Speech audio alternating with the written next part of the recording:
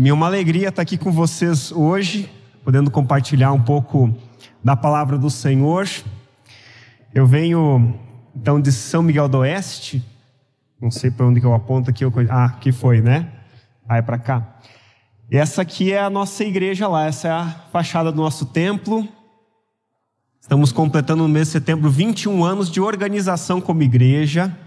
O extremo oeste catarinense tem pouquíssimas igrejas batistas. Nós temos realizado um trabalho de plantação de novas igrejas também, ali ao redor, em cidades pequenas que não têm o trabalho. E graças a Deus, nosso trabalho tem também sido muito frutífero nas cidades de Itapiranga, São José do Cedro, Descanso. Ontem mesmo estava num pequeno grupo de plantação de igreja em União do Oeste, fica a 140 quilômetros de São Miguel. E a gente tem lá pessoas que estão também fazendo um pequeno grupo. Trabalho embrionário lá em União do Oeste, com 12 pessoas já se reunindo na casa de irmãos queridos que estão fazendo o trabalho ali sendo realizado. Essa também é a minha família, né? A minha esposa Adriana, meu filho João Pedro, de 12 anos, e o meu filho mais novo, Miguel, de 7. Então a gente está lá em São Miguel do Oeste há 12 anos já. E desde 2020 eu sou o pastor titular da igreja, tenho conduzido o nosso colegiado também. O tema que tem sido trabalhado aqui na igreja dos irmãos é o que na verdade importa. Eu acho que eu tentei passar e não foi, né? E esse tema ele é muito especial e eu queria trabalhar sobre 3 pontos que Jesus fala no sermão da montanha, no capítulo 6 de Mateus, do versículo 1 ao 18.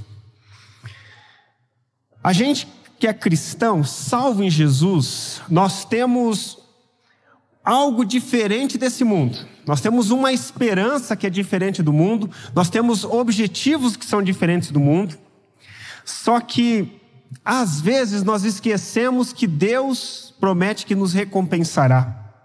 Às vezes o nosso coração ele fica pesado, pensando sobre o quanto a gente se dedica a fazer o que é certo e parece que ninguém vê. Parece que a gente se envolve no reino de Deus, parece que a gente se dedica na oração, na contribuição, na busca pelo Senhor, e as coisas não dão certo no nosso lar, na nossa casa. Ou mesmo a gente faz as coisas para o Senhor e ninguém parece que percebe, nos elogia. Às vezes a gente se sente até para baixo por causa disso, porque parece que a gente tem trabalhado e desenvolvido a obra do Senhor e nada acontece. E aí nós vemos pessoas que acabam se vangloriando do que tem feito nas redes sociais ou com as pessoas que conhecem. E aquelas pessoas recebem curtidas, são compartilhadas, as pessoas comentam sobre elas. Às vezes é dentro da igreja, num outro ministério, que as pessoas começam a ser elogiadas. Ou alguém que chegou há pouco tempo na igreja, e você já está há mais tempo na igreja. E essa pessoa que acabou de chegar, as pessoas estão falando dela e você se sente, puxa vida, e eu? Muitas vezes, irmãos, nós nos esquecemos de que o Senhor vê o que nós fazemos e que é Ele quem recompensa.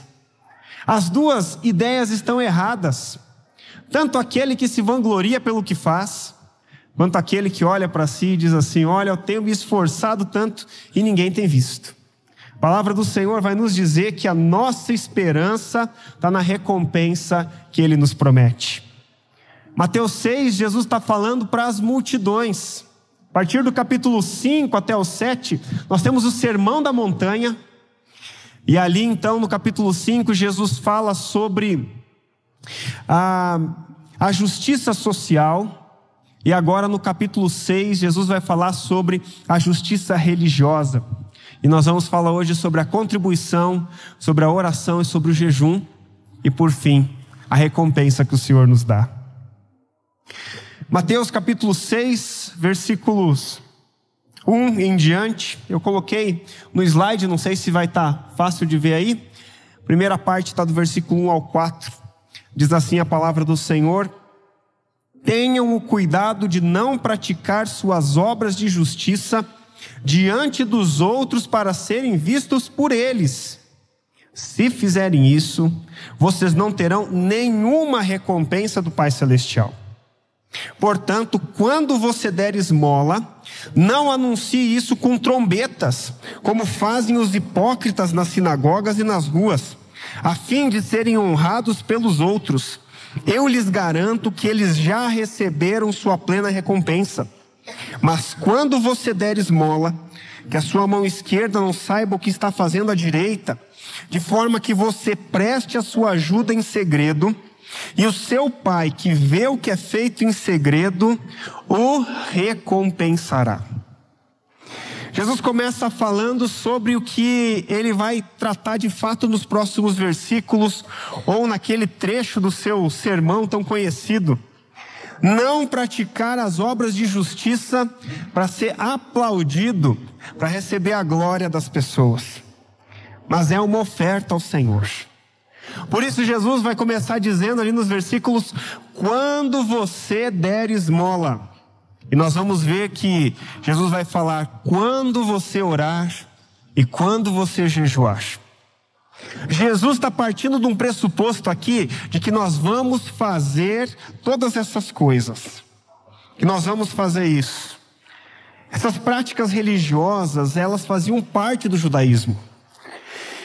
Só que elas eram realizadas pelos líderes de uma maneira errada. A palavra hipócrita, ela vem da ideia de alguém ser um ator, de alguém mostrar um personagem, alguém que não é de verdade. Jesus vai dizer assim: olha, vocês são religiosos hipócritas para aqueles judeus. Porque a caridade, a filantropia que eles faziam, aqueles judeus faziam, era de ajudar muito com esmolas ou ofertas.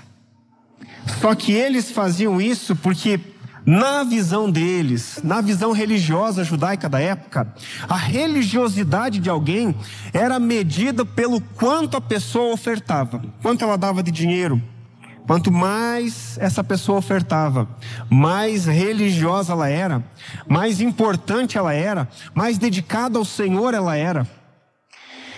E depois do culto, ali que terminava na sinagoga, daquela reunião, da leitura das Escrituras, todo mundo que participava levantava e dizia: olha, eu vou ofertar com tanto. O outro falava: eu vou ofertar com tanto. E assim cada um ia dizendo com quanto ia ofertar. Quando tinha uma doação muito grande, quando tinha uma oferta muito grande, eles chamavam aquele que ofertou aquela oferta grande, até lá em cima na tribuna, eles pediam para o músico tocar uma trombeta. E aquele homem sentado do lado do rabino, do lado daquele sacerdote daquela sinagoga, e eles então tocavam uma trombeta porque eles queriam chamar a atenção dos seres celestiais. Imagina só a ideia que eles tinham. Porque ali tinha sido feito algo tão precioso, tão importante, que os seres celestiais, os anjos, precisavam saber disso. Precisavam ficar atentos a isso. Quanto maior era a oferta, quanto mais alguém doava, quanto mais alguém ofertava, maior era o espetáculo. Começava ali naquele culto, mas também saía da sinagoga, ia para a rua. E eles iam fazendo quase uma procissão atrás daquela pessoa que tinha ofertado uma grande soma de dinheiro, tocando literalmente trombeta. Que para nós às vezes significa que a pessoa está chamando a atenção para o que ela fez, está se vangloriando. Se fosse hoje, talvez Jesus ia dizer assim: não façam como os hipócritas religiosos, que ficam tirando selfie, fazendo videozinho e postando lá no TikTok, no Instagram, para ganhar likes e compartilhamentos. Será que não é assim muitas vezes? Tem um ditado que fala assim: quem dá ao pobre, empresta a Deus. Não sei se vocês têm esse ditado aqui também como conhecido, né? Quem dá ao pobre, empresta a Deus. O que a Bíblia vai nos dizer, o que Jesus está nos ensinando aqui é que se a gente fica tocando trombeta sobre a ajuda que nós oferecemos, nós recebemos a recompensa na terra. Nós recebemos a nossa recompensa aqui. A única forma de receber a recompensa no céu é quando as pessoas não sabem o que nós temos feito. Tem algumas pessoas que dizem assim: mas eu tiro foto, eu faço vídeo, eu posto, é para incentivar outros a fazerem também. Tudo bem, pode ser. Muitas vezes a gente mesmo da igreja, a gente faz um movimento, alguma coisa, uma ajuda, a gente faz isso mesmo. O que Jesus está falando aqui é que o nosso coração, ele é enganoso. E muitas vezes a gente diz que está fazendo por isso, só que a nossa intenção por trás, ela é outra. Ela é outra. A lógica bíblica é que quando através de nós o faminto é alimentado, o doente é curado, o oprimido é liberto, o perdido é encontrado, a gente recebe a retribuição. Você já ajudou alguém? Você já ajudou alguém assim que estava numa situação difícil e você viu aquela pessoa sendo ajudada, sendo cuidada? Eu tive uma experiência muito interessante uns anos atrás. Chegou um casal, eu moro, irmãos, atrás da igreja. Vocês viram ali a fachada da igreja? Na parte de trás é a minha casa, o pastor Fabrício foi lá. Então vai muita gente pedir coisa lá em casa. Comida, ajuda, enfim. E um dia chegou um casal lá e disse assim: pastor, a gente está aqui, veio para trabalhar no interior aqui da cidade, numa chácara, né, num sítio.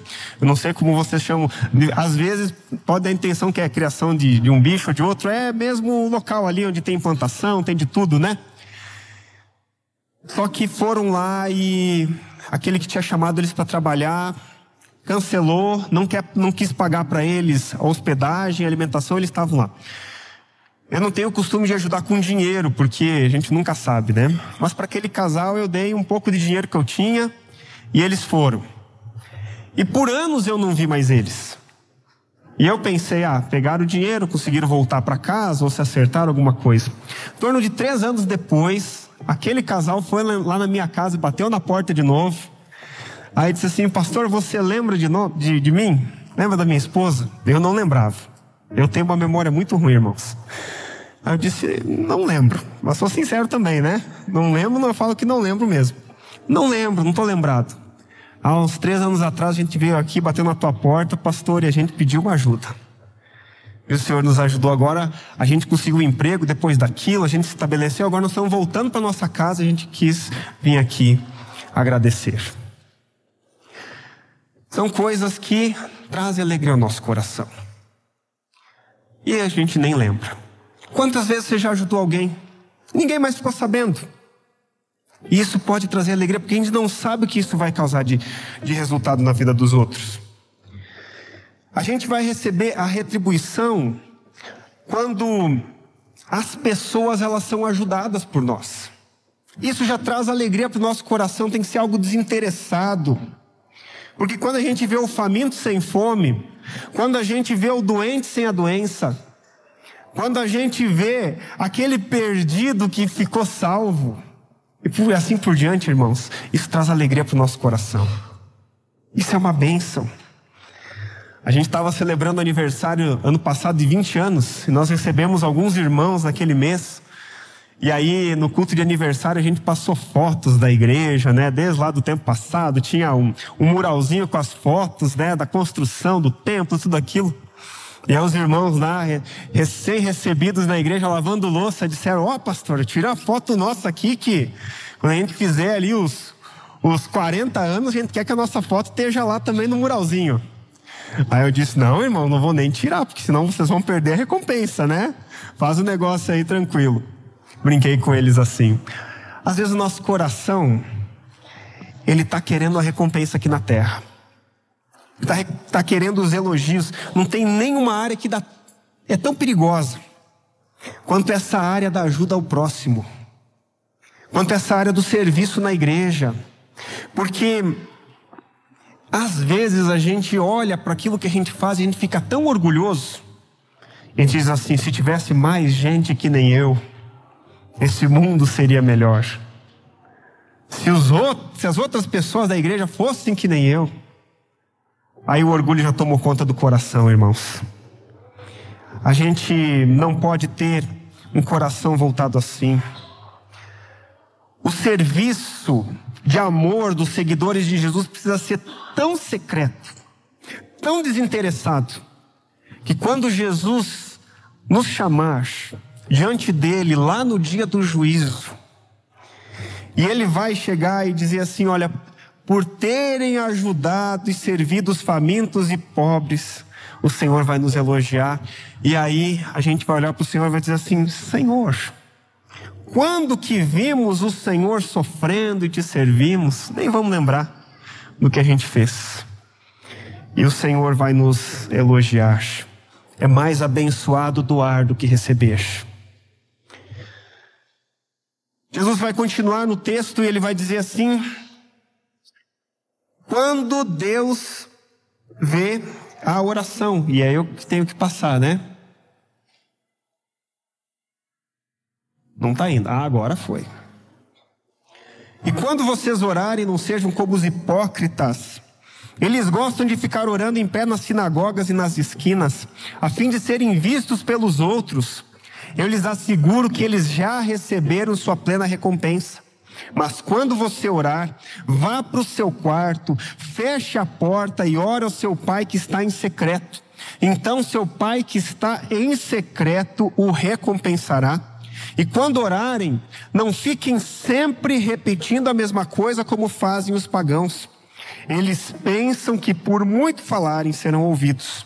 Não sejam iguais a eles, porque o seu Pai sabe do que vocês precisam antes mesmo de o pedirem.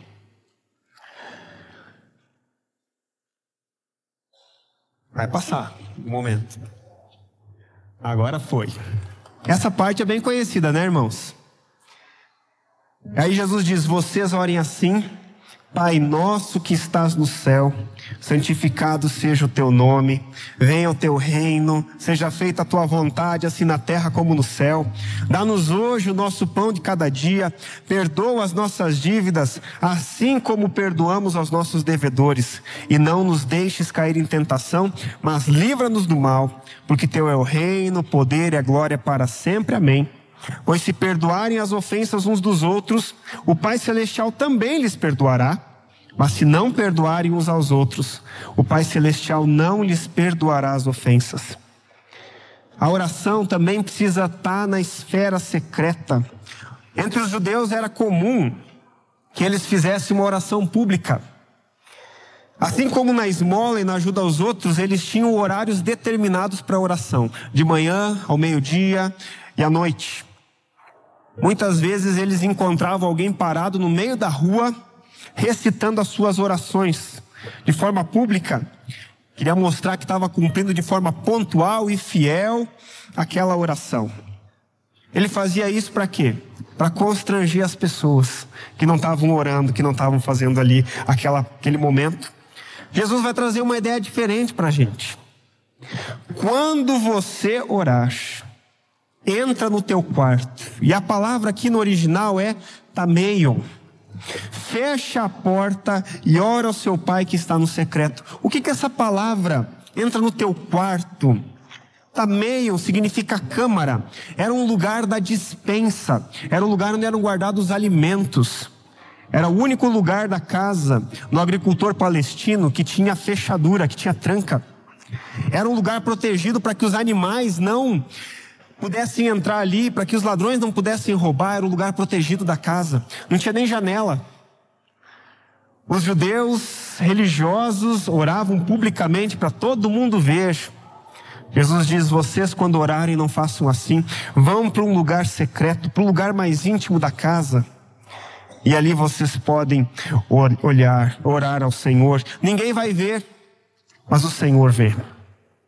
Quando você está no seu quarto da sua casa, de joelhos dobrados, clamando ao Senhor, abrindo o teu coração, derramando tuas lágrimas. Quando você está num dia difícil, lá no trabalho, seja o lugar que for, e você está orando ao Senhor com o coração humilhado, clamando ao teu Deus, Ele está ouvindo. Ele sabe o que você passa. Não quer dizer que a gente não pode orar em público. Nós podemos, mas a gente tem que orar sempre com o coração humilde ao Senhor. Aqueles judeus, eles queriam a admiração das pessoas, porque eles oravam.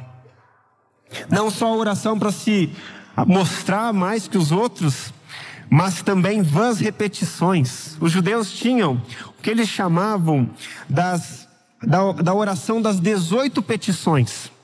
E aí eles oravam isso aí de manhã, meio-dia e de noite. Ela é 10 vezes mais longa do que a oração do Pai Nosso. Eles tinham que repetir. Não só isso, eles repetiam a Shema, que era a confissão de fé deles. Eles acreditavam que assim eles iam ganhar o céu. Eles iam ter salvação. Jesus vai dizer que não é assim. A oração do Pai Nosso não é uma oração para a gente ficar repetindo sem pensar. A oração do Pai Nosso é um exemplo que Jesus nos deixou para que a gente aprenda com Ele como orar. Como buscar a Deus com uma oração que alcança o coração do Senhor. Ali tem adoração, agradecimento, ali tem pedidos, ali tem confissão. É uma oração completa. A oração é uma conversa com Deus. É aquilo que o Senhor nos dá para estarmos na presença dEle. E quando só Deus vê, o jejum. Versículo 16 vai dizer: quando jejuarem, não mostrem uma aparência triste, como os hipócritas, pois eles mudam a aparência do rosto, a fim de que os outros vejam que eles estão jejuando. Eu lhes digo verdadeiramente que eles já receberam sua plena recompensa. Ao jejuar, arrume o cabelo, lave o rosto, para que não pareça aos outros que você está jejuando, mas apenas ao seu Pai que vem em secreto. E o seu Pai que vê no secreto recompensará. Jejum é deixar de comer, beber ou fazer alguma coisa para se dedicar mais intensamente ao Senhor. É mostrar para nós mesmos de que o alimento espiritual é mais importante que o alimento terreno. É dizer que a presença do Senhor é mais importante do que as coisas que nós gostamos. Esse é o jejum. É ter um tempo a mais com o Senhor para compreender a sua palavra. Quando Jesus fala do jejum, é a mesma coisa do que a contribuição, do que a oração. Os judeus religiosos, quando eles jejuavam, andavam se arrastando no dia a dia, bagunçavam o cabelo, saía com aquela cara triste, sofrida.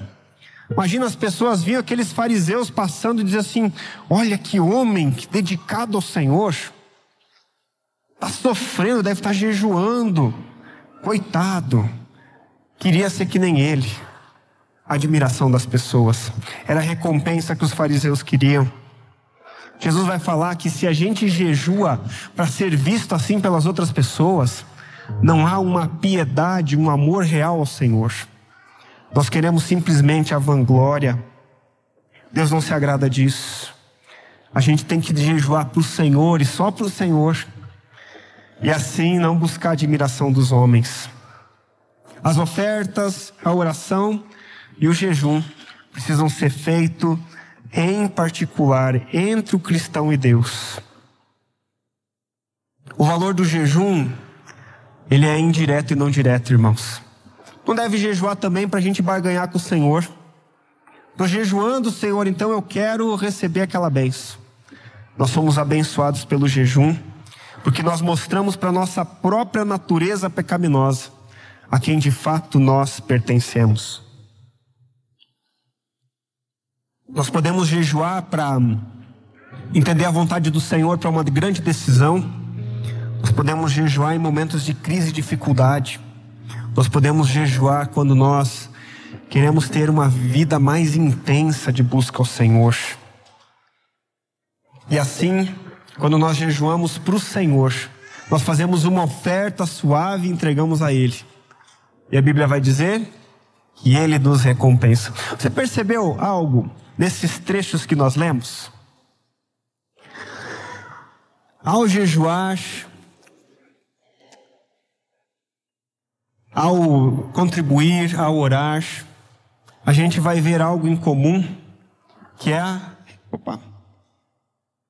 a recompensa virá. Eu não estou me acertando muito com esse controlezinho aqui, irmãos, mas vai chegar aqui, ó. Muito bom. A recompensa virá. É interessante como o texto mostra que a recompensa do Senhor vem. A recompensa do Senhor vem diante de uma esmola, de uma ajuda que você presta a alguém em necessidade, de uma oferta que você entrega ao Senhor, da oração que você faz na sua casa, no seu lar, do jejum que você faz ao Senhor. Deus recompensará.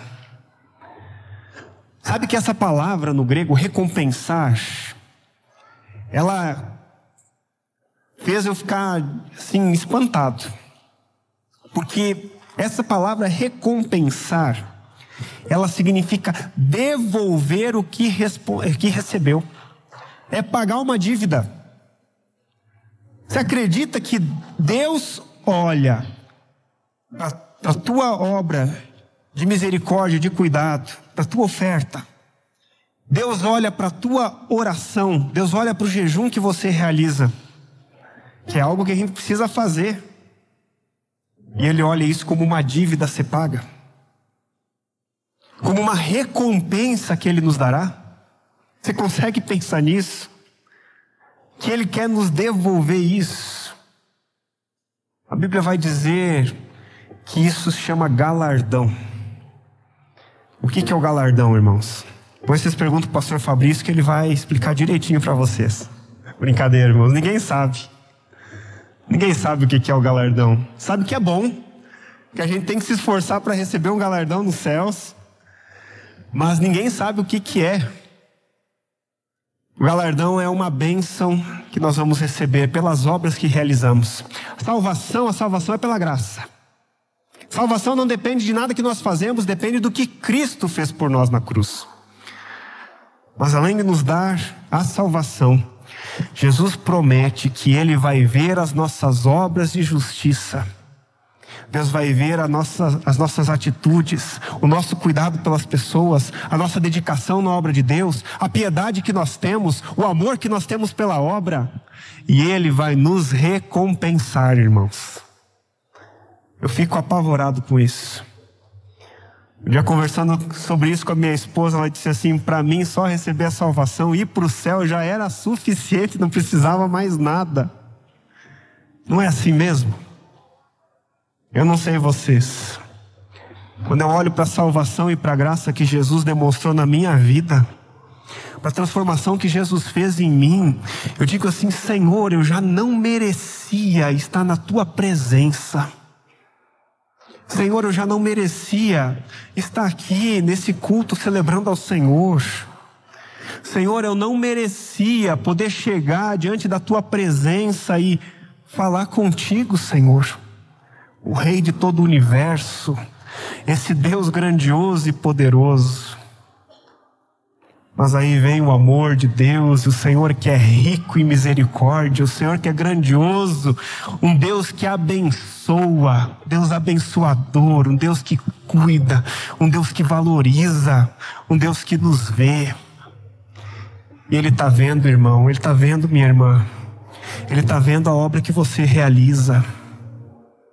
Quando você chega aqui na igreja mais cedo para talvez arrumar as cadeiras, para deixar a salinha das crianças arrumada, o pessoal da mídia que está escondido na salinha deles lá, né? Que vem antes para preparar o link do culto, para colocar ali a imagem, para cortar a mensagem, depois disponibilizar no YouTube, para ajeitar a projeção. Deus está vendo o que você está realizando durante a semana no teu pequeno grupo, que às vezes não é fácil. E você manda mensagem no WhatsApp para as pessoas, elas não respondem, não é assim? Aí você diz assim: vou largar tudo, que ninguém valoriza, eu me esforço tanto. Não, meu irmão. Quando você tem uma obra que o Senhor te deu, isso é um privilégio. Isso é graça do Senhor, isso é maravilhoso. Para o mundo o que importa são os elogios. Para o mundo o que importa é a glória. Para o mundo as coisas são feitas para que os outros vejam E lá está bem exposto na rede social para ganhar like, curtida.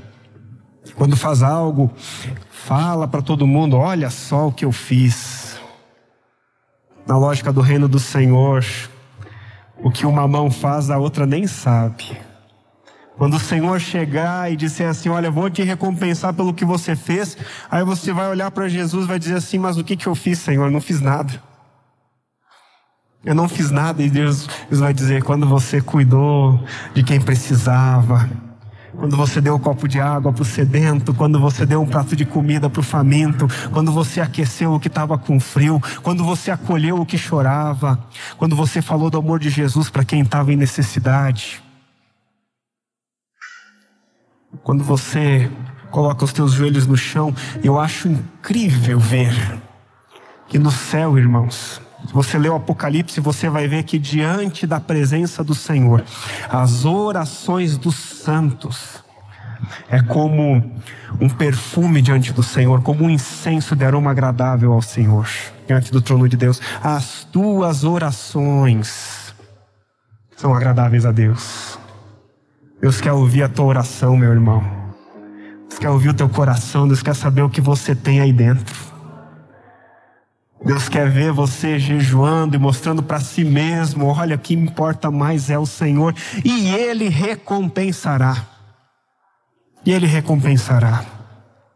Nós não merecemos. Não é para isso que a gente trabalha. Mas a gente trabalha para o Senhor. O que importa na verdade, irmãos?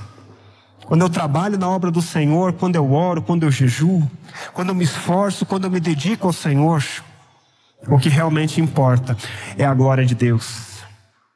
O que realmente importa é que o Senhor recompensa. Ele olha para nós.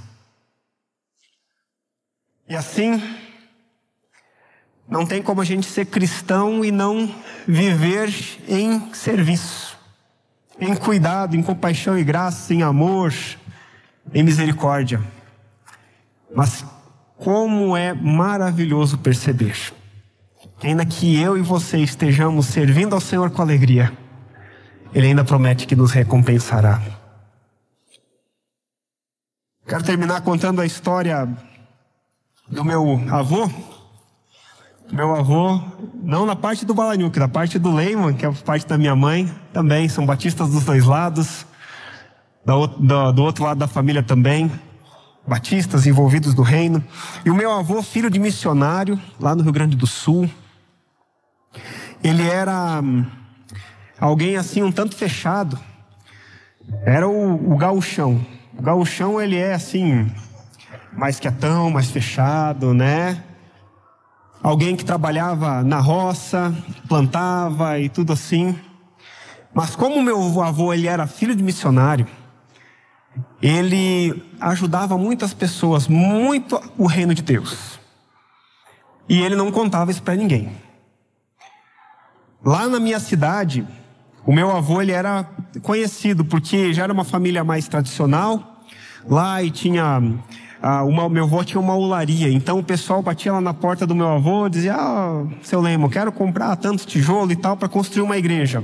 O meu avô doava aqueles tijolos para construir as igrejinhas, não importava que igrejinha que era. Então tem várias igrejas na cidade lá que o meu avô doava, a gente não sabia. E minhas tias também não sabiam, minha mãe não sabia. E para dentro de casa, na família, não era tão fácil conseguir as coisas, né? Então, às vezes, a minha mãe, minhas tias tinham um pouquinho de mágoa. Todo mundo acha que a gente tem dinheiro, mas sempre anda ali, né? Com aquela roupa mais simplinha, com aquela coisa lá e tal. Sentia uma mágoa assim no coração, sabe? Para os outros, o pai dá tudo, e para nós, já ouvi essa frase.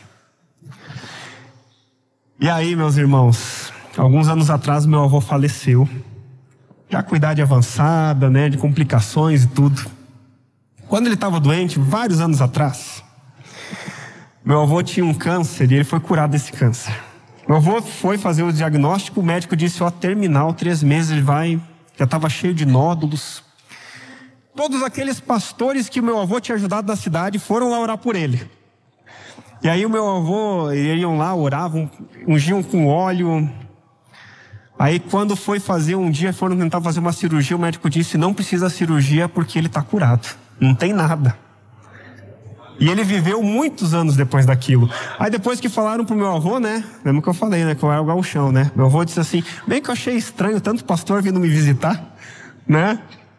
Todo mundo estava indo lá. Quando meu avô faleceu, no velório dele, a minha tia falou que ela recebeu centenas de e-mails, mensagens do celular, de pastores, de missionários, de pessoas de diversos lugares do Brasil e do mundo, que disseram assim, eu estava passando por um tempo difícil. Eu estava no seminário e eu estava com vários meses atrasados no seminário, eu não ia conseguir me formar, eu tinha que dar um jeito. E aí quando o seu Lehman ficou sabendo, ele foi lá e ele pagou minha dívida. Nossa igreja estava passando por momentos difíceis e não tinha dinheiro para pagar as contas e a gente estava quase fechando as portas e ele vinha aqui e pagava a conta para nós. E nossa igreja continua hoje porque ele investiu, porque ele cuidou. Meu avô nunca contou isso para nós. Ele nunca soube. E assim veio vindo mensagem após mensagem após mensagem. E aquele velório que era um dia triste, sabe? A gente tinha perdido o avô. Nosso coração começou a se encher de alegria. Porque o testemunho do legado de alguém que amava a obra do Senhor, ele foi compartilhado para nós. Ninguém viu. Ninguém sabia. Talvez até era incompreendido, né? Mas o Senhor sabia a recompensa do céu. Isso para mim foi um exemplo. Um exemplo de como eu preciso ser para servir ao Senhor.